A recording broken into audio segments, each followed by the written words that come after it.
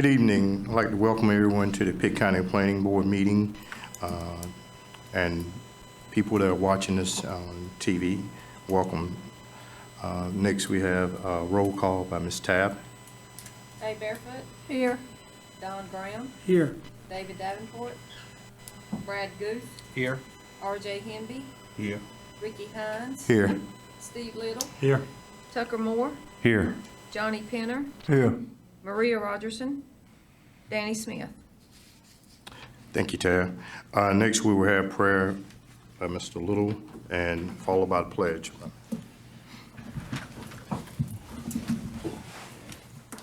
Let us pray. Our Father, we thank you, Lord, for the love and compassion that you're showing to us daily. We pray now that as we come into this meeting, that everything that is said and done may be pleasing in your sight. Most of all, thank you for the blessings of life. And we just continue to pray for what's going on in our world today. Pray for our country, our state, and our county. And Lord, all these blessings we ask in Christ's name. Amen. Amen. Could you please face the flag? Pledge allegiance to the flag of the United States of America and to the republic for which it stands, one nation, under God, indivisible, with liberty and justice for all.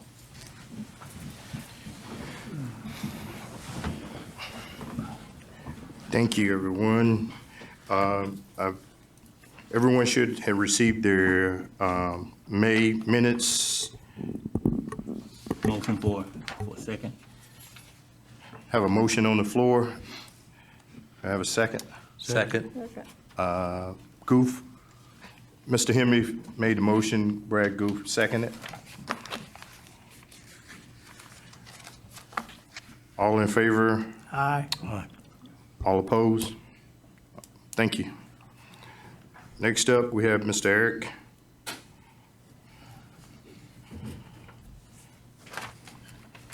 We have one rezoning request for you tonight. The request is by Baldwin Design Consultants. It's to rezone 28.4 acres located on the southern side of NC 33 West, southeast of its interchange with the Martin Luther King Jr. Highway. It's parcel number 23939 from rural residential to general commercial. As the board recalls, we did sort of present this case at the last meeting in May, but it was requested to be postponed, and the board voted to table it until this month. This is the site itself. You see, again, it's about almost 28 and a half acres located on NC 33 West. It is southeast of the Martin Luther King Jr. interchange, and it's just outside the city of Greenville's jurisdiction. In fact, it's surrounded by Greenville's ETJ on about 3 sides. This is a view of the property. You see it's currently undeveloped and agricultural. This is looking on 33 back towards the southeast as if you're heading back into Greenville towards the airport. And this is the other direction as you're heading back towards the interchange with the highway. Some adjacent residential properties. Comprehensive land use map shows that it's suburban residential with also some ag open natural resource towards the back. And you can see also the area around the interchange itself is designated as commercial. Suburban residential is intended to include residential land uses that include single-family and manufactured home subdivisions and manufactured home parks, limited multifamily, commercial, office, light industrial, and public institutional uses that meet locational criteria.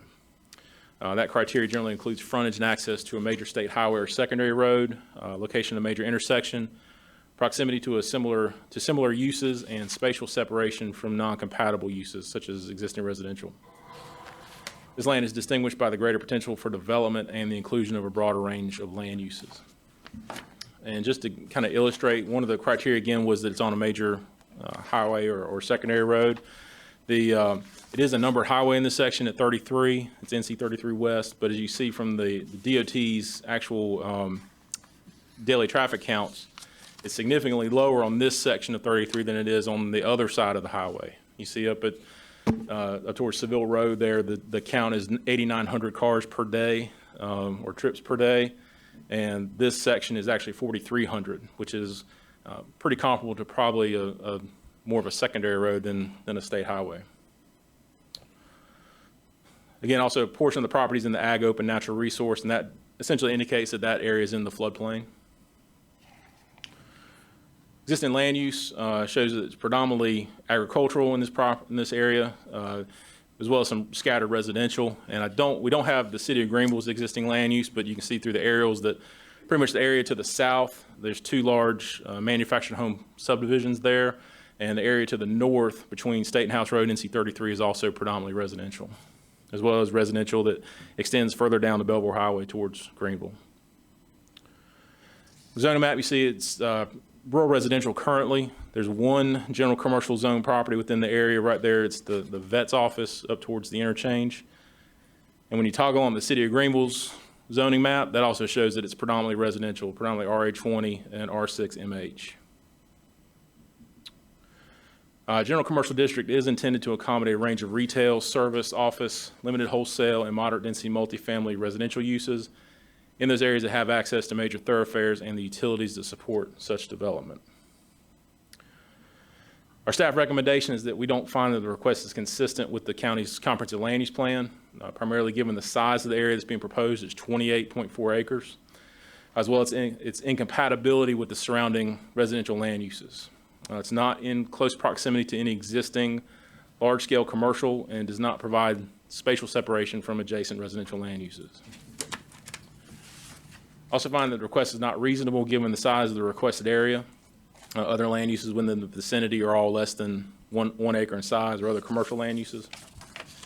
And also find that the request is not in the public interest due to the fact that it doesn't have any spatial separation from the surrounding residential land uses, and there's no other large-scale commercial, and it's not appropriate for that area. So therefore, staff does recommend denial of the request. The planning board will then provide a recommendation following the public comments, and we are scheduled to hold a public hearing at the Board of County Commissioners on July 8th. And so with that, Mr. Chair, we'd like to open up the public comments. Okay. Before we open up the public comment, I noticed we do have one that's going to speak on this, but please be reminded that each individual has 3 minutes to speak. When you come up to the mic, please state your name and your address. So now the public hearing is now open. Mike Baldwin. Thank you, Mr. Chairman and board members. I'm Mike Baldwin, and I represent Mr. Woody Witchard, who is the manager of Happy Trail Farms. Woody's a developer and an investor. He was born in Greenville, went to J.H. Rose High School, and invested in a lot of property and develops a lot of property around Greenville. At intersections such as 33 and 264 bypass, they create what's called a commercial node in this situation where you have interchanges. I wouldn't call Old River Road and the bypass a commercial node, but I would this. So we are at a commercial node, and your comprehensive plan denotes that it's a commercial node there. The comprehensive plan, they're non-dimensional. So there isn't a fixed boundary. It's just a general idea of what should be there and how it's planned. Typically, you have transitional zoning in every town I've ever been in, where you work off major thoroughfares and you squeeze in your high-impact uses like commercial along the major thoroughfare, and then come down to office, a less impacted use, and then to residential. That's what I think we're forming here. First of all, the reason we postponed, where's the clock, your son? Is You it? got 2 minutes. Okay. The reason we continued was Mr. Witchard wanted to send out letters to all the people that the county sent out letters to, welcoming their phone calls. He had 10 calls. Of the 10 calls, one was a negative call. So what we're doing is taking what we still believe is in the reasonableness of the comprehensive plan and extending it to this property. I rode out there before I came to the meeting. As soon as you take the off-ramp onto 33, you're looking right on this property. It's 1/10 of a mile from the interchange where you exit off to this property. I think it'll provide transitional zoning. We've got natural buffers around the property by some of the blue line streams. The only thing that we don't have a buffer on is across the street with the residential across the street. Tab, if you'll just keep it 1 minute. One thing about this large-scale property that Eric does refer to is it gives us the benefit for Mr. Whitchard to go ahead and create buffers on his own property. So, and this was something that Mr. Whitchard talked to the planning director about before we submitted it, was creating buffers along the east and the south line. So we have created a plan that's got buffers. We've created a plan that I think falls within the general intent of that red commercial node that you have.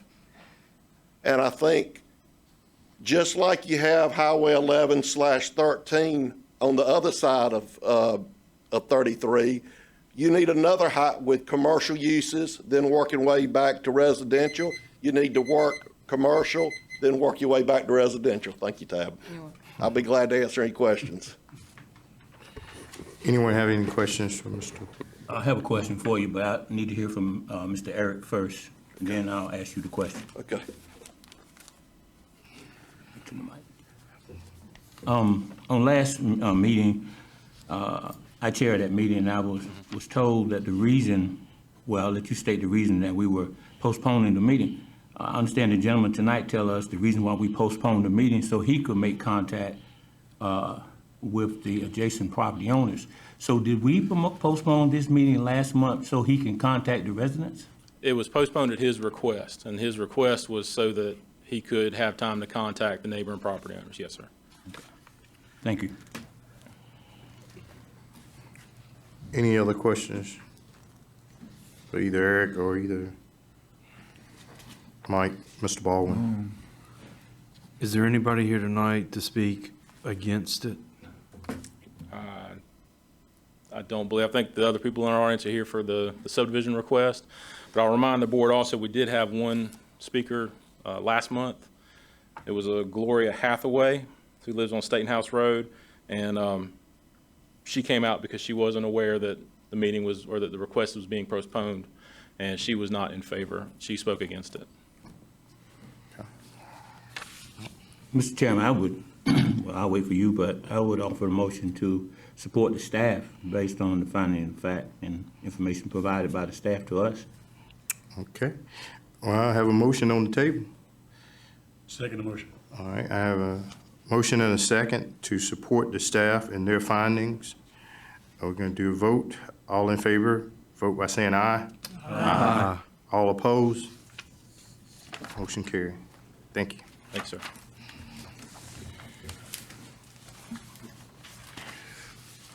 Next up, we have Mr. Mark. Thank you, Mr. Chairman, members of the board. Tonight, we have a request for a subdivision preliminary plat review for Staton Mill Crossing.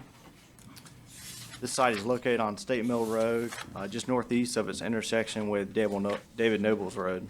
It's in the Bethel Township. The site is a little under 27 acres. They're proposing 11 lots. This site is part of a larger parcel. You can see the entire parcel shaded here with the subject piece outlined in yellow. There's a closer aerial view of the piece that's proposed for the subdivision. This is a copy of the preliminary plat that's provided in your packets. It was submitted for review. It shows the 11 lots all along State Mill Road, the road frontage lots with no new roads being constructed. So here's some site information. The site does have some areas within the AE zone, the 100-year floodplain. Those are mostly along the tree line, the north end of the property. Site is zoned rural agricultural, which requires a minimum of 30,000 square foot lots. No new streets are proposed, and electricity and water will be provided by GUC.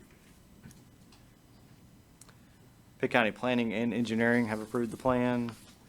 as well as NCDOT. They approved the plan and the design, and GC Electric approved the plan, and Pitt County Environmental Health provide their standard comments regarding on-site septic systems. So in order for a final plat to be approved, Environmental Health will sign off on the final design of those systems. Here's some pictures of the site. You can see it's farmland currently. And this kind of a larger scale view of the site, looking from State Mill Road facing north. This looking back south. Here's another view facing south. So adjacent property owners were notified. Staff did receive a couple phone calls regarding the development. One call was concerning potential adverse effect on their property value based on types of homes that may be placed on these lots. They were also interested in the general design of the subdivision. The Technical Review Committee did review the plan last week, recommended conditional approval. At this time, I'd like to take any comments you may have, or if you'd like to go ahead and open up for public comments. Do anybody have any comments for Mark? Do we go on to the public hearing? We can open up the public hearing now, and we have one that is signed up. Miss Katie, is it Wade? Yes, sir. It is. Okay.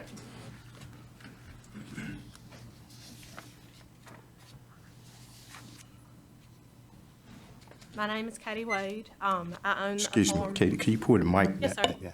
Is that better? Yes. Okay. My name is Katie Wade. I own the farm directly across the street from where this proposed location is. I wanted to bring to your attention the proposed development is being constructed directly adjacent to my farm. We have 43 acres there. The farm has been in production since 1991, and we have owned it since 2014 and enlarged the farm in 2017, which that picture didn't actually show. We are contract growers with Purdue. We produce 200,000 chickens every 6 to 8 weeks. We take great pride in working the farm ourselves along with our children. We raise antibiotic-free chickens and have recently been selected to be Purdue's first free-range flock in North Carolina. Our chickens will have access to an outdoor area as well as the protection that the houses provide. We chose this farm when we purchased it based off its rural location and nature. Livestock production is our passion, but we know that not everyone appreciates the sights and smells that accompany that. While we know we cannot stand in the way of a housing development, we do want to bring the landowner's attention to the fact that we have every intention to continue to raise birds on our farm the same way it's been done for the past 25 years. Our farm is enrolled in the voluntary ag district, which is another way we have chosen to make sure that the public is aware that we are an active farm. While most days the smells associated with the chicken houses are moderate, there are days in between flocks when we have to clean out the houses. We provide the litter to local farmers that use this as a valuable organic source of fertilizer for their crops. We obey all state and local guidelines regarding waste management, and we have never had a problem or had a compliance issue listed against our farm. As Pitt County Planning Board, we would hope that you will support us as farmers when you consider this development. And we have invested a lot of time, energy, and finances into our farm. As the general public becomes further removed from the farming lifestyle, it has become more difficult for non-farming people to understand how their food is raised and produced.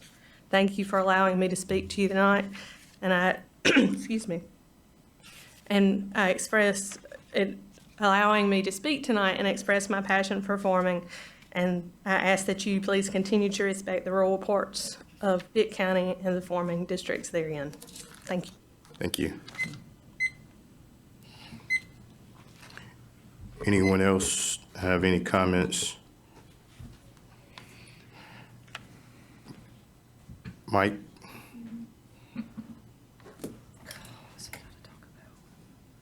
I'll be brief, Mr. Chairman. I'm Mike Baldwin. I represent BP Investments, who is owned by Bill Blunt, who owns land across the street as well. And accolades to the lady who spoke before me, because I've been out there several occasions, and obviously I see the chicken houses, but have never smelled anything. So I think anybody interested in building a house out there would have the same opportunity that I would. So, thank you. Thank you. Mike, Yes, sir. the concern, I thought I heard just a moment ago about, do you know what the intent is by Mr. Blunt as far as who or what type housing may be involved? Mr. Little, I do not know that, but I do know that at no time has Mr. Blunt expressed anything about mobile homes, if that is a concern. Thank you, sir. Okay, thank you. Anyone else have any questions?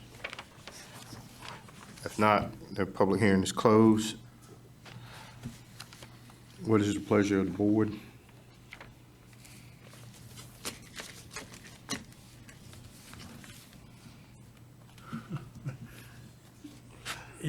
May I? Yes. Even though I appreciate the fact in seeing the request that's come before us, I never want to stand in the way of anybody not being able to do something with their land that they like to do, and it follows the rules and regulations. But that being said, at the same time, and I know Mike in saying what I'm saying too, and asking the question about the housing, because I would like to think that those future homeowners, if this is approved, would be at least aware of what's going on across the road, and I think that's the concern that I just heard from Ms. Katie, okay? So, because I do sympathize with what she's stating there too.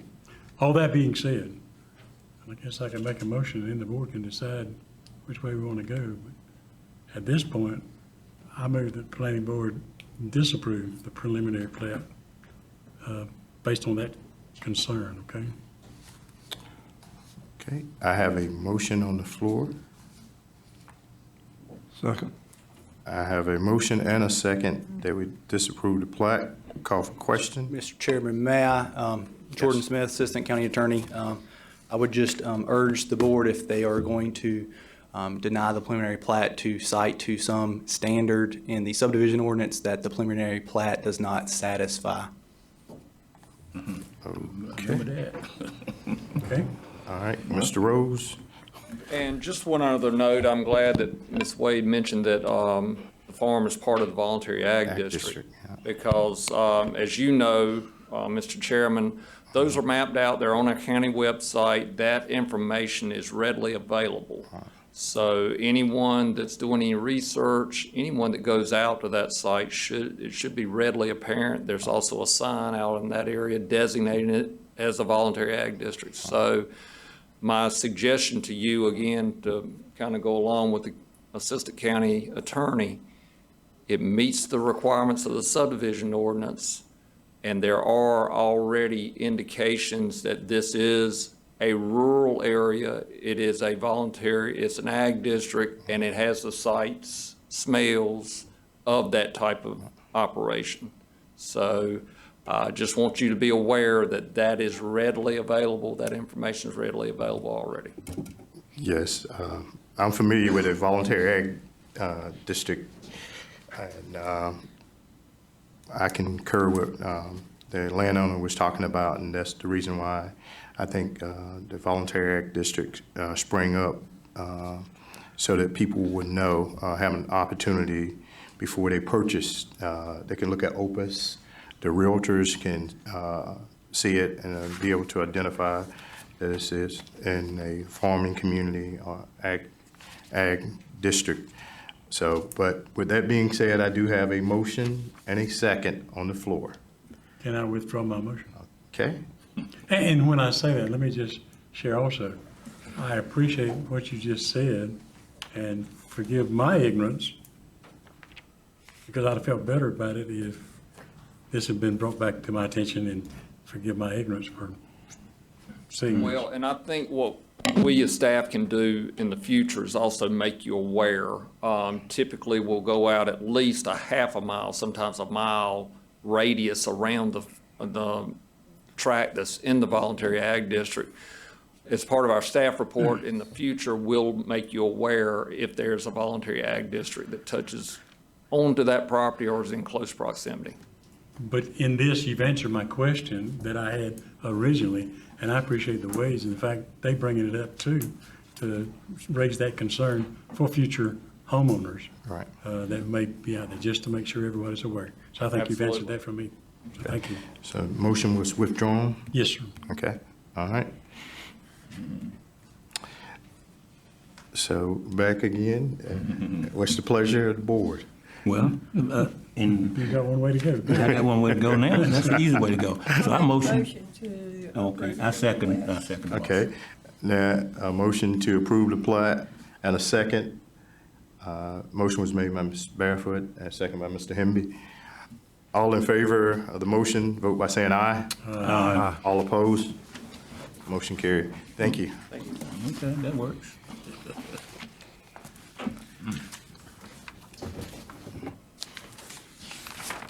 Mr. Rose. Yes, Mr. Chairman and members of the board, just a few informational items for tonight, and they're in your package, beginning on page 29, actually in earnest on page 30. Several items that have gone before the Board of Commissioners, a conditional use request, permit request, and remember, those go straight to the board and don't come to you for review. So that particular one was passed for residential daycare out off Old River Road.